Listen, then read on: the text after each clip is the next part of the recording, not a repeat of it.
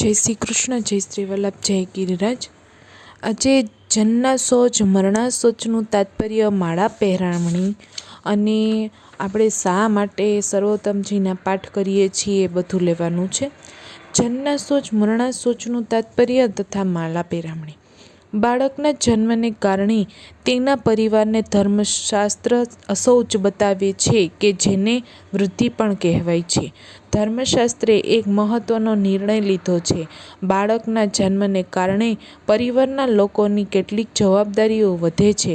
તેથી મનુષ્ય કેટલાક માનસિક ઉદ્વેગના કારણે તે જવાબદારીઓમાંથી દૂર રહેવા માગે તો ધર્મશાસ્ત્રનો આશ્રય લે છે. તેમાંથી છૂટવાનું બહાનું શોધે છે. મારે સેવા કરવી છે કે મારે મંદિર જવું છે, એવા બહાના હેઠળ ધર્મશાસ્ત્રની આડ લઈ તે જવાબદારીમાંથી છટકવા માગે છે. આમ ન થવા દેવા માટે ધર્મશાસ્ત્ર અમુક દિવસ ધર્મનું આચરણ કરવાની આવશ્યકતા નથી તેમ જણાવે છે. ધર્મશાસ્ત્રની પ્રાચીન માન્યતા અનુસાર બાળકનો જન્મ થવો તે તેના પરિવારને કારણે આગળ ચલાવવા માટેની એક આવશ્યક પ્રક્રિયા છે. જ્યારે કોઈ જન્મ લે છે ત્યારે તેના પૂર્વપુરુષોને તેનો વિશેષ આનંદ થાય છે. તેથી તેના પરિવારની નજીક આવી બાળકને આશીર્વાદ આપે છે. ધર્મશાસ્ત્રમાં નાંદી શ્રાદ્ધનો જે પ્રકાર છે તે પૂર્વપુરુષોને પ્રસન્ન કરવાની પ્રક્રિયા છે. તેમાંથી પૂર્વપુરુષોનો અનુગ્રહ પ્રાપ્ત થાય છે. આમ પૂર્વપુરુષો સાથેના જીવાત્મા સંબંધને કારણે આ જન્ના સોચ રહે છે. રાજસ્થાન યુનિવર્સિટીના પરાવિજ્ઞાન વિભાગે 10,000 પુનર્જન્મના દાખલા નોંધેલા છે. આથી ધર્મશાસ્ત્રે વિધાન કર્યું છે કે જ્યાં પવિત્રતાની આવશ્યકતા હોય તેવું કાર્ય જન્મના અમુક દિવસ ન કરાય. મરણ સમયે મૃતાત્મા મૃતકના દેહમાં પુનઃ પ્રવિષ્ટ થવા માટે જે પ્રયત્ન કરતો હોય છે અને તેમાં સફળ ન થતાં સૂક્ષ્મ જીવાત્મા તેના આત્મીયજનો પાસે આવતા હોય છે. તેથી ધર્મશાસ્ત્રોએ મૃત્યુ પામનારા પરિવારોને અન્યથી અલગ રાખવા તેઓને અમુક દિવસ સુધી પવિત્ર કાર્ય ન કરાય તેવું વિધાન કરેલ છે. જ્યારે જીવાત્મા આ દેહ છોડીને જાય છે ત્યારે તેની બે પ્રકારે ગતિ થાય છે તેમ ભારતીય શાસ્ત્રોએ બતાવ્યું છે. ભગવાન 7 ઉપર અને 7 નીચે એમ 14 ભુવનના સ્વામી છે. જીવાત્માને પોતાના કર્મફળને અનુરૂપ આ 14 ભુવનોમાં જવાનું થાય છે. મનુષ્યનું જીવન તેને બતાવે છે કે તે કેવું કાર્ય કરે છે. સમાજમાં લોકો તેને માટે કેવા વિચારો ધરાવતા હોય છે. એક જાતક કથામાં આવે છે કે એક મહિલાનો નિવાસ એક એવા સ્થાને હતો જ્યાં થઈ સ્મશાને જવાતું હતું. તે મહિલાનો સેવક એક બારીના ગોખમાં બેસી હંમેશા જોતો અથવા ક્યારેક તે સ્મશાન યાત્રામાં પણ જોડાતો અને લોકો તે મૃત વ્યક્તિ વિશે જે પ્રકારની વાતો કરતા તે સાંભળતો. પછીથી તે સેવક પેલા મહિલાને કહેતો કે ફલાણા માણસ સ્વર્ગમાં ગયો કે ફલાણો નર્કમાં ગયો. પેલી મહિલા તેને પૂછતી, તું આ કેવી રીતે કહી શકે છે? ત્યારે તે જવાબ આપતો કે લોકો આ મૃતાત્મા વિશે કેવી કેવી વાતો કરે છે તેના ઉપરથી આ બાબતનો ખ્યાલ આવે છે.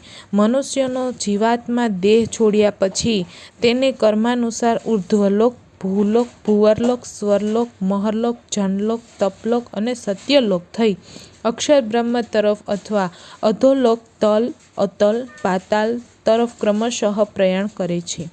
જીવાત્મા એક પછી એક આ બધા લોકમાં ઘૂમે છે તે સીધો આગળ વધી શકતો નથી.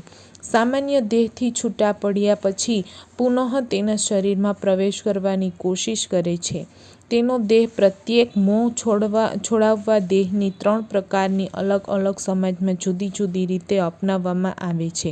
પેલું ખાડો ખોદી તેમાં મૃતદેહને દાટવાની ક્રિયા જે મુસ્લિમ તથા ક્રિશ્ચનોમાં પ્રચલિત છે. બીજું દેહને અગ્નિ સંસ્કાર દ્વારા ભસ્મીભૂત કરવાની જે હિન્દુઓમાં પ્રચલિત છે. ત્રીજું દેહને પક્ષીઓના ભક્ષણ માટે છોડી દેવાની જે પારસીમાં પ્રચલિત છે. દેહની નિવૃત્તિ કરી નાખવાથી આ લોકમાં ભટકતા જીવાત્મા નિરાશ થઈ આગળ વધવાની કોશિશ કરે છે. જે ભગવદીય જીવ છે તેને કોઈ પ્રકારનો મોહ રહેતો નથી. મૃત્યુ પછી જીવાત્મા સૂક્ષ્મ શરીર ધારણ કરે છે. આ સૂક્ષ્મ શરીર વાયુરૂપ હોય તે દ્રશ્યમાન હોતું નથી. આપણે ત્યાં જે ઉત્તર ક્રિયાનો પ્રકાર છે તેના દ્વારા સૂક્ષ્મ દેહનું નિર્માણ થાય છે અને તેના થકી તે ઉર્ધ્વ ગતિ તરફ પ્રયાણ કરે છે. ગોલોકમાંથી કોઈ દોષના કારણે જીવનો પુનર્જન્મ થાય છે તે વાતને પૂજ્ય દાદાજી મોટા સરકારશ્રીએ અસ્વીકૃત કરી હતી.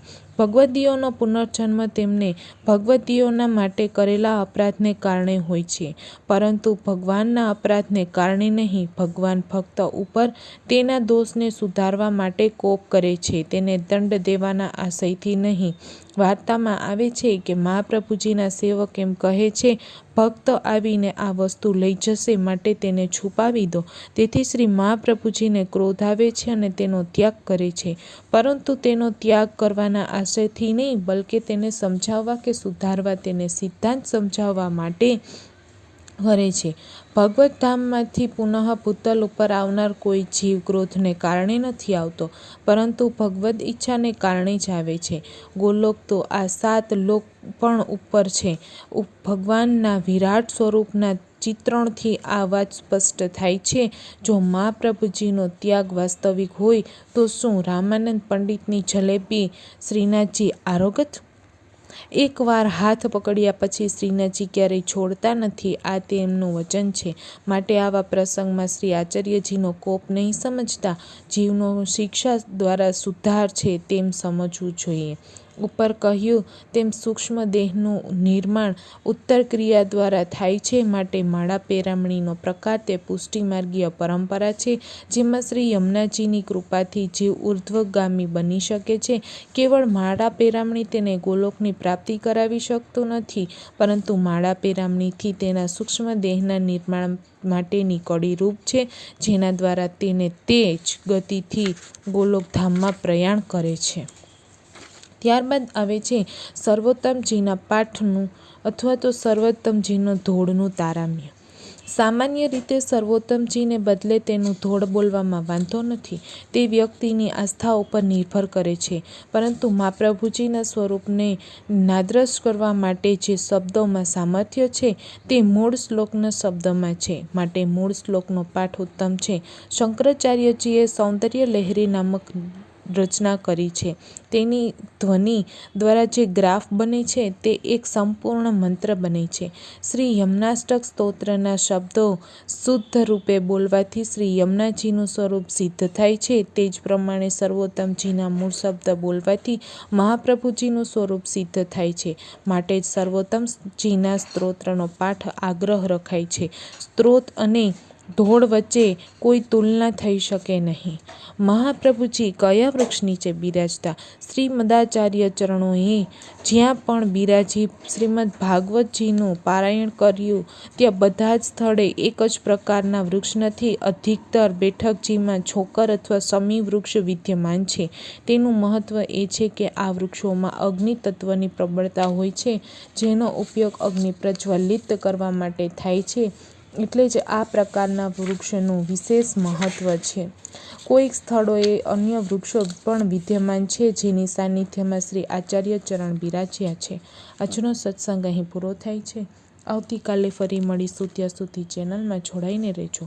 આવતીકાલનો સત્સંગ ખૂબ જ સરસ છે કે ગોસ્વામી બાલકના નામ હોય તેની આગળ 108 કેમ લખાય છે, એ વિષય ઉપર આપણે સત્સંગ લેવાનો છે. તો વહેલા આવજો. વિડીયો ગમ્યો હોય તો લાઈક, શેર, સબસ્ક્રાઈબ કરજો. જય શ્રી કૃષ્ણ, જય શ્રી વલ્લભ, જય ગિરિરાજ.